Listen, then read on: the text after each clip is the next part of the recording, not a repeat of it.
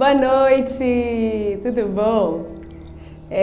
Hoje a gente tá diferente, vocês viram? A gente não tem microfone hoje não. Agora eu vou ter que ficar mexendo com a mão.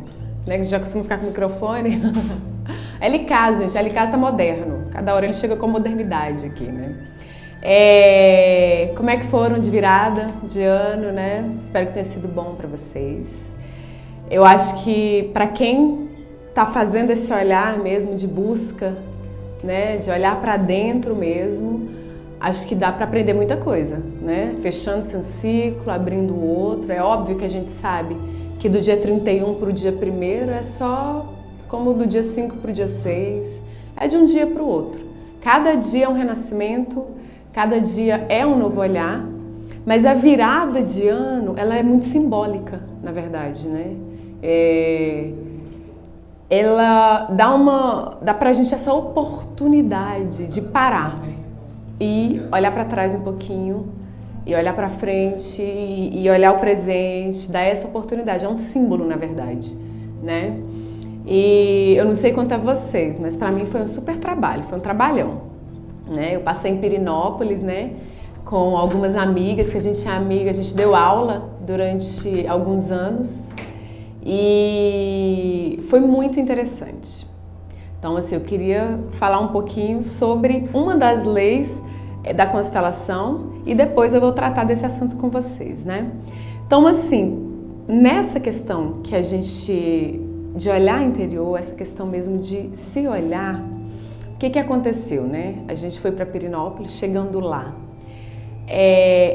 a gente foi na Rua do Lazer e estava impossível. Era mais ou menos 1 da manhã quando a gente chegou na Rua do Lazer. E tinha tanta gente bêbada, tanta gente usando droga e muita gente novinha, muitos jovens, que chocou um pouco. Porque a gente não estava lá desde 8 da noite. A gente primeiro fez a ceia e tal, a gente foi para lá 1 hora da manhã mais ou menos. Então a gente já chegou quando a coisa estava pronta. E aí choca um pouco, é diferente de quando você chega cedo e vai acompanhando a bebedeira, que você vai junto, né? E aí beirou assim uma coisa de pânico, porque até para andar na rua a gente estava com medo, porque era garrafa sendo quebrada, eram as pessoas uma tropicando na outra, era uma pessoa machucada ali. E aí a gente foi caminhando, a gente deu uma volta ali ao redor, né, onde tem a delegacia, a Rua do Lazer e tal. E aí, como buscadora, eu primeiro me deu aquele incômodo, depois eu falei, não, peraí, vamos dar uma olhadinha o que é isso aqui. E aí eu fui fazer esse olhar e fui sentir, né? Então o que é aquilo ali, né? Aquilo ali somos nós. Então não tem o externo é uma ilusão. Então se eu, Daniela, eu cheguei naquele lugar, eu tenho alguma coisa para olhar. Então o que é aquela beber tanto? Precisa beber tanto assim, precisa usar tanta droga, né? O que é aquilo? Ele é um processo de fuga. O que tem por trás daquilo ali é um processo de fuga da realidade mesmo, né? Então o que a gente faz geralmente? A gente vê muita gente que trabalha a semana inteira louco para chegar à sexta-feira, que odeia a segunda-feira e fica louco para chegar à sexta-feira. Muitas pessoas mesmo, se você parar para olhar, eu ouso dizer que a maioria da população faz isso. Então, assim, a minha vida é tão horrorosa, é tão difícil estar dentro de mim mesma, é tão difícil olhar para mim mesma, lidar com o meu medo, com a minha ansiedade, com o meu dia a dia, que eu preciso fugir. E para isso eu conto com algumas formas de fuga, né? Então alguns símbolos, né? Então a gente cria os estereótipos, a gente cria ali os arquétipos, né? Então a gente tem o quê? O arquétipo ali, né, é o símbolo da sexta-feira. Qual a diferença da sexta para a segunda? Nenhuma. Só que o nosso processo de fuga é tão grande que a gente cria aquilo como uma necessidade, como algo diferente. Qual a diferença do sábado para a terça-feira? Nenhuma. Né? Não tem diferença. Então, assim, enquanto a gente estiver nesse processo de fuga, de não conseguir olhar para dentro, a gente vai precisar disso. E aí a gente continua o nosso processo de ilusão da Matrix. A gente olha para o outro e não se enxerga nele. Então você está lá em Pirenópolis caminhando pela rua e olhando, ai que horror, que coisa feia, né? Aí você pega 2 homens se beijando e começa a excluir, né? Você pega algumas pessoas bêbadas caindo e começa a julgar. É isso que perpetua essa situação. É isso que torna essa situação tão real e tão repetitiva. Então você vê a pessoa, é o fim do mundo, as coisas só vão piorar. Realmente, enquanto a gente olhar para fora e não conseguir trazer esse olhar para dentro, só vai piorar mesmo, né? O caminho, até quando? Até quando a gente chegar no fundo do poço. Cada um chega num momento. Aí quando você chega naquele processo ali que você entra numa disciplina mesmo, que a vida vai te disciplinar, seja com uma doença, seja com uma morte na família, seja com um desastre coletivo, como a queda de um avião, né? Seja com uma rebelião, né? Num presídio que gera não sei quantas mortes, seja com uma pessoa que pega uma arma e mata uma família inteira. Enquanto a gente não olhar pra gente e olhar e perceber o que em mim está criando aquilo, co-criando aquela realidade, enquanto cada um não fizer isso, vai continuar acontecendo isso. E aí nosso processo de ilusão ele é tão grande que a gente acha que o outro é malvado, o outro é o bêbado, o outro. Não, gente, somos nós temos isso, nós sustentamos. Então, quer realmente mudar o mundo? Você quer de verdade? Para de olhar para fora. Observa o externo só como um espelho, só como um reflexo de você mesmo. E começa a sua mudança interior. Então vamos lá. O olhar do buscador no mundo tem que ser esse. Então eu tô caminhando e eu tô vendo aquele processo de fuga, qual que é meu olhar? Não é, ai que horror, dá até medo de andar na rua. Não, o olhar é o quê? Que parte de mim tem um processo de fuga desse aí? Ah, tá, não, eu não tô bebendo e caindo aqui na rua. Mas eu passo horas e horas, por exemplo, assistindo novela. Né? Eu, Daniele, passo um tempão ali, por exemplo, com as amigas, falando. É legal? É. Mas quando isso advém de um processo de fuga, a gente vai sustentar isso aí. E qual que é a questão? Essa energia de fuga, ela vai crescendo de tal maneira, porque eu não olho. Ela não olha, então ela vai só crescendo, é física quântica. É uma energia, é algo que é não olhado, ela vai crescendo de tal maneira que ela vai precisar dissipar, ela vai precisar drenar em algum momento, né? E ela drena em quem? Ela vai drenar em quem? Uma vez eu vi um exemplo falando da luva. Você vai enchendo a luva, sopra. Ela vai explodir geralmente um dos dedos, não é? Mas a luva é uma coisa só. Ela só vai explodir em um dos dedos ali para aquele ar sair. É a mesma coisa no nosso dia a dia. Essa energia que ninguém olha vai ter que ser drenada. E onde que ela vai ser drenada? Algumas pessoas vão se colocar à disposição do sistema para drenar essa energia coletiva. Muitas vezes são pessoas ali que estão ao nosso lado. É um cara que aparentemente é normal, mas que em algum momento essa energia está tão grande que ele inconscientemente se coloca a serviço. Ele pega uma arma e mata não sei quantas pessoas.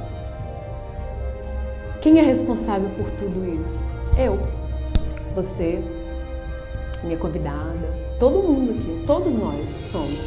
Todos nós estamos co-criando essa situação ao olhar para fora e não para dentro. Então, o avião que caiu ali, tem o meu dedinho ali? Tem a minha responsabilidade? Tem.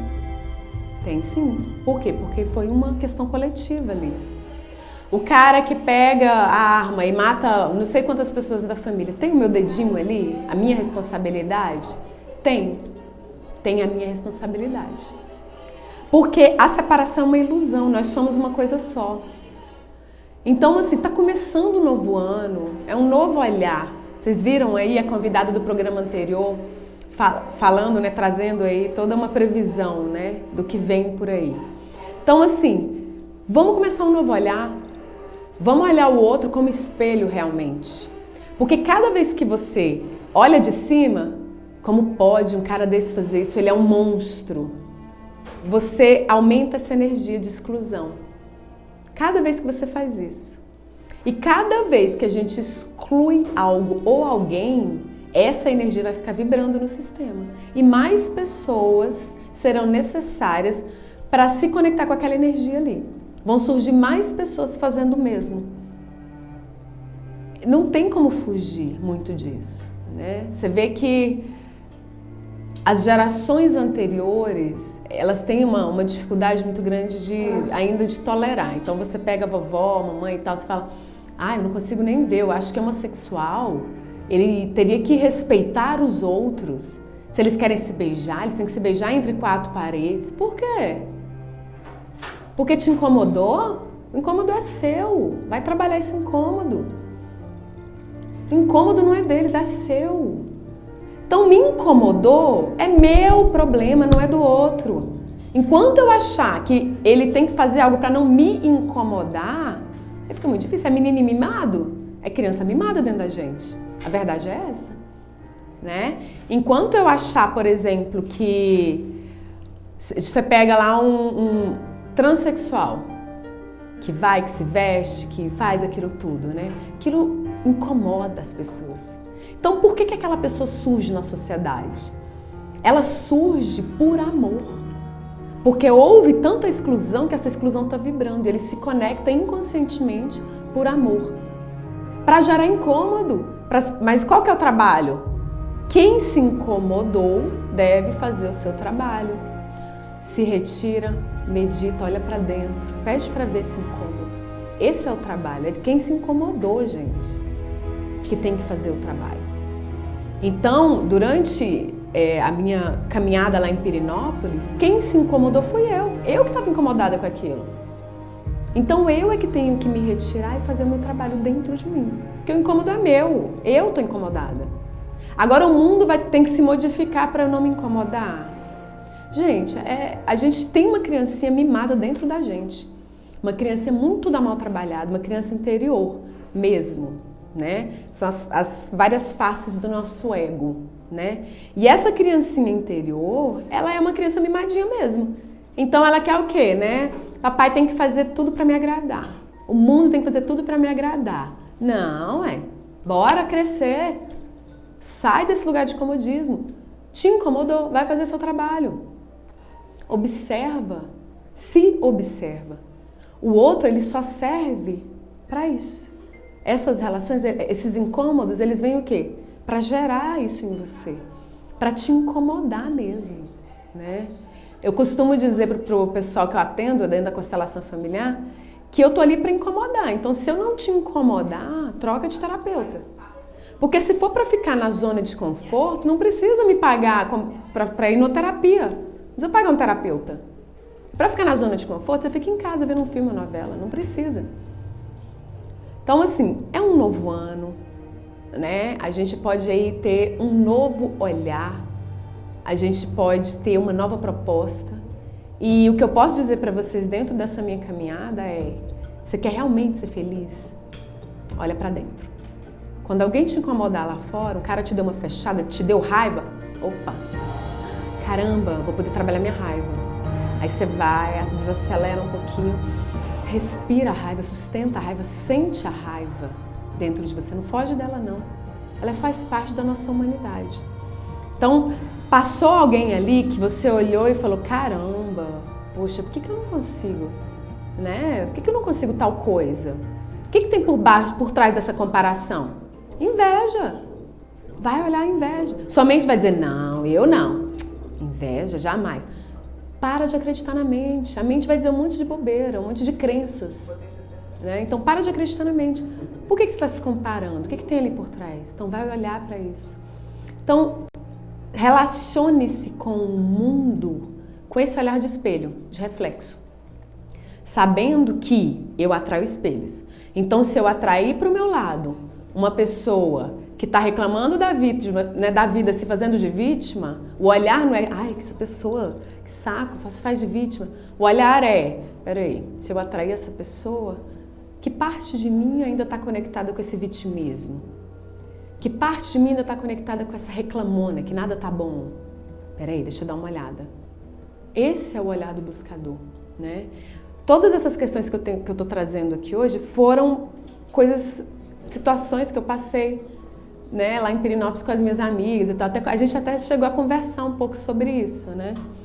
Que é esse o olhar de cura. Então eu quero mais prosperidade, não é o olhar para fora e falar, Não, vamos acabar sei lá, com o capitalismo, com o imperialismo, vamos acabar lá fora, vamos destruir. Não é destruição que eu quero gerar. Não é olhando para fora, peraí, se eu não acessei prosperidade, deixa eu olhar para dentro aqui. Que parte de mim odeia o dinheiro? Que parte de mim acha que os ricos não entrarão no reino dos céus? Que parte de mim acha que os ricos são malvados e os pobres são bonzinhos e humildes? Que parte de mim acha que eu não mereço acessar a prosperidade? Tá me autopunição. Então, o olhar é interior. Aí chega uma pessoa com muita prosperidade ao meu redor, vai o quê? Me incomodar. Vai gerar um incômodo em mim. Aí o que a minha mente vai fazer automaticamente? Vai se defender, vai dizer, ai, que fulano é metido, né? Não, só quer ficar mostrando esse carrão dele. Ai, que fulano é metido, só quer ficar postando as viagens dele no Facebook. Enquanto eu ficar nesse lugar, eu vou continuar, não vou sair. Geração após geração. Então, sou pobre, meu filho vai ser pobre, o neto vai ser pobre, vai ser família inteira ali, vai pobre, pobre, pobre. Por quê? Porque o olhar é para fora. É para o outro. Né? Eu quero que o governo me dê algo, eu quero que os ricos, distribuição de renda, os ricos me deem algo e tal. Toda essa questão é muito interessante? Sim. Tem que ter um trabalho exterior? Sim. Mas antes do exterior, da distribuição de renda real e tal, é interior. É olhar os meus bloqueios à prosperidade. Né? Uma meditação que eu fiz, eu até falei para vocês, eu acho que me clareou muito essa questão. Como que o olhar interior? Era assim, você pega uma nota e aí você coloca, uma nota de dinheiro, você coloca, fecha os olhos e pede para essa energia do dinheiro, que tem uma energia própria, te mostrar os bloqueios que você tem em relação a ela. Aí eu lembro que a primeira frase, eu fiquei lá meditando, a primeira frase que veio foi, tira isso da boca, menino, dinheiro é sujo. Veio. Então, foi uma educação, foi algo que a pessoa estava tentando me proteger, mas ficou gravado no meu inconsciente, dinheiro é sujo. Então, se é sujo, você não quer.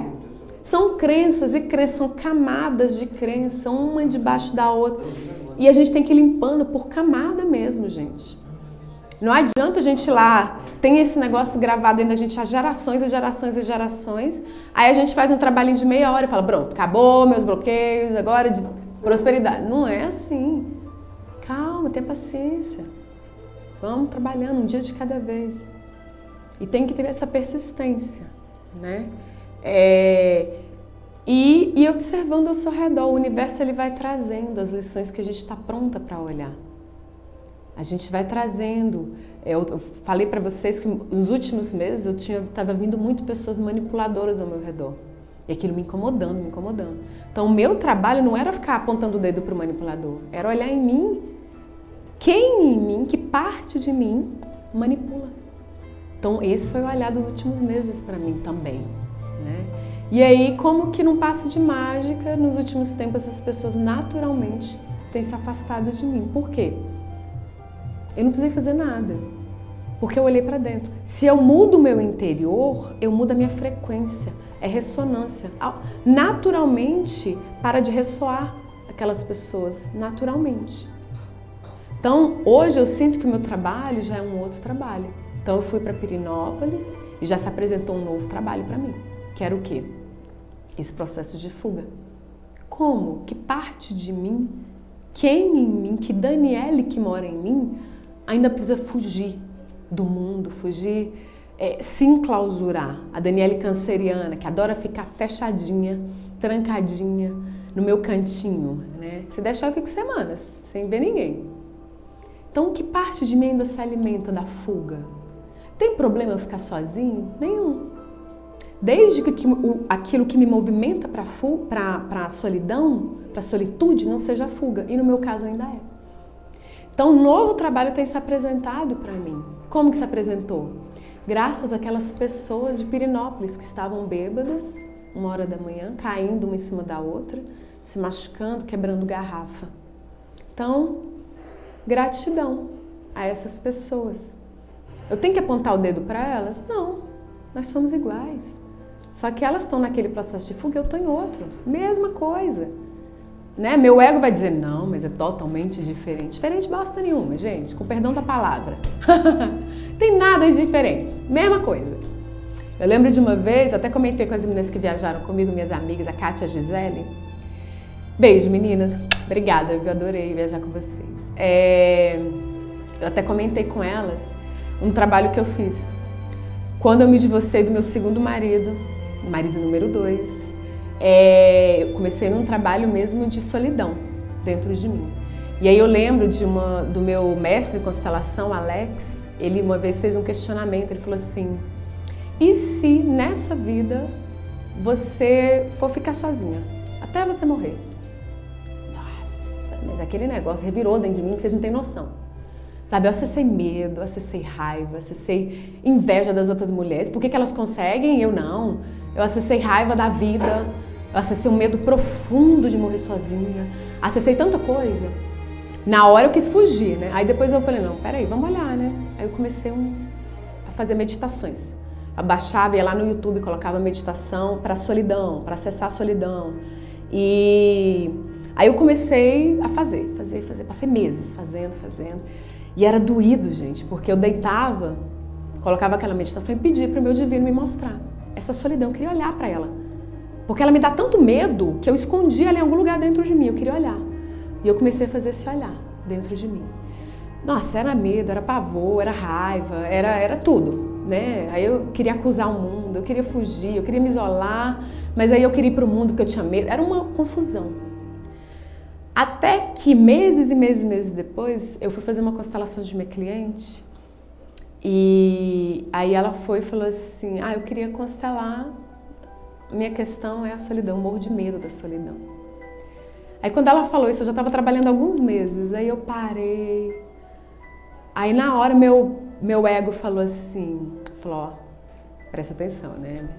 E aí ela falou assim, a situação é tão grave que eu prefiro estar numa relação que o cara me bate do que estar sozinha. Aí eu parei, na hora, né, minha mente se colocou na frente e falou, não, você não tá no lugar que ela tá, não. Olha aí, você tá muito melhor que ela, você tá aí, mas tá sozinha, mas tá bem. Aí minha mente começou um blá blá blá. Olha só, se colocando acima dela. Aí enquanto eu tava nesse lugar eu acordei, eu falei, opa, não. Nós somos iguais. Do mesmo jeito que ela tem medo da solidão, eu tenho. Mesma coisa. Minha mente vai dizer que é diferente, que eu sou melhor que ela, porque eu não me sujeito. Mentira! Já me sujeitei, sim, a várias coisas.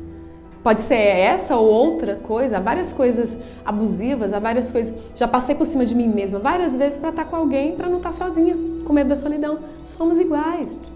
E quando eu me coloquei como igual, eu falei dentro de mim, eu falei, nós somos iguais. Fiz a constelação dela, foi libertador, foi minha e dela, foi um presente que o universo me mandou, né? E a partir dali, essa questão da solidão, para mim, da solitude é muito tranquila. E nisso eu libero até meu filho. Por quê? Porque muitas mães, incluindo eu, você tem um filho no sentido assim, não, tenho que ter um filho, porque senão, quando eu morrer, aliás, quando eu ficar velha, ninguém vai cuidar de mim, eu vou pro asilo. Gente, olha o peso que eu tô jogando em cima do menino. Não é para isso que a gente que tem filho, não, gente. A gente tem filho para a gente aprender, para a gente doar.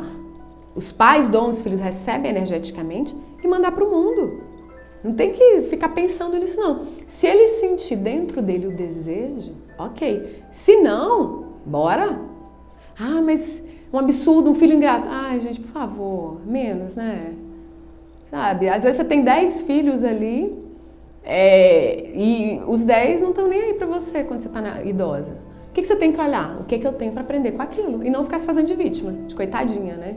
Então até nisso me ajudou, pra liberar o Bruninho. Eu faço um trabalho dentro de mim mesmo de falar, meu filho, você tá livre de mim.